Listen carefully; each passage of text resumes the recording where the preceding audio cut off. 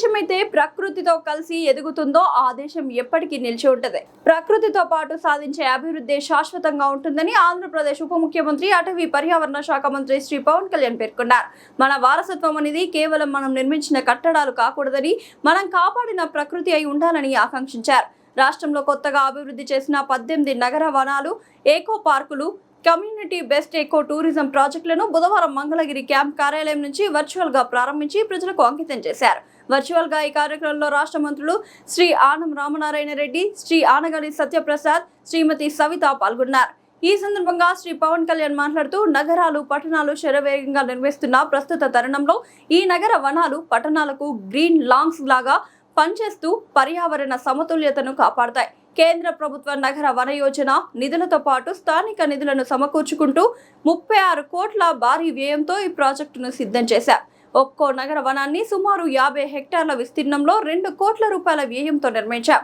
కోడూరు, కైలాసగిరి, మదనపల్లిలో ప్రత్యేకంగా ఎర్రచందనం పరిరక్షణ పార్కులను ఏర్పాటు చేశాం. నా అభిప్రాయం.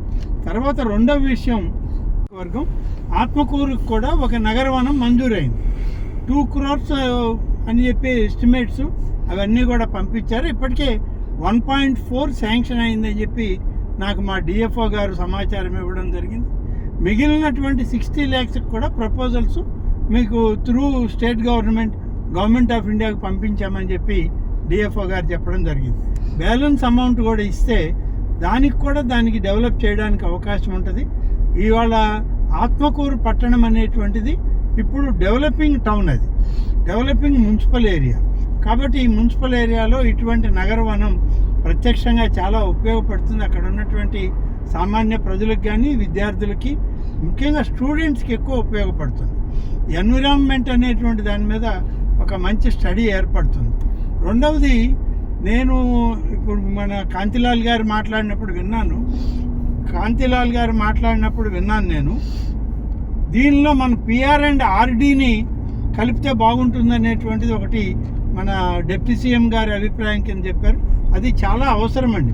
ఎందుకంటే అంతా మనం ఫారెస్ట్ డిపార్ట్మెంట్ నుంచి అంతా ఆ డబ్బుతోనే చేయడం అనే దానికన్నా రూరల్ డెవలప్మెంట్ ఫండ్స్ కూడా దీనిలో కానీ వాడుకోగలిగితే, పేరుకి నగరవనమే కానీ ఈ నగరవనాలన్నీ outskirts of the municipal areas ఉన్నాయి. ఇవి ఆల్మోస్ట్ పంచాయతీ విజిబిలిటీ ఉన్నటువంటి ప్రాంతాల్లో ఉన్నాయి. కాబట్టి నేనేమంటున్నానంటే ఆర్డీ ఫండ్స్ కూడా కొంత వాడుకోగలిగితే ఈ యొక్క నగరవనాల్ని ఇంకా ఇంప్రూవ్ చేయొచ్చు, ఇంకా మంచి వాతావరణాన్ని సృష్టించగలగడం వీలవుతుంది.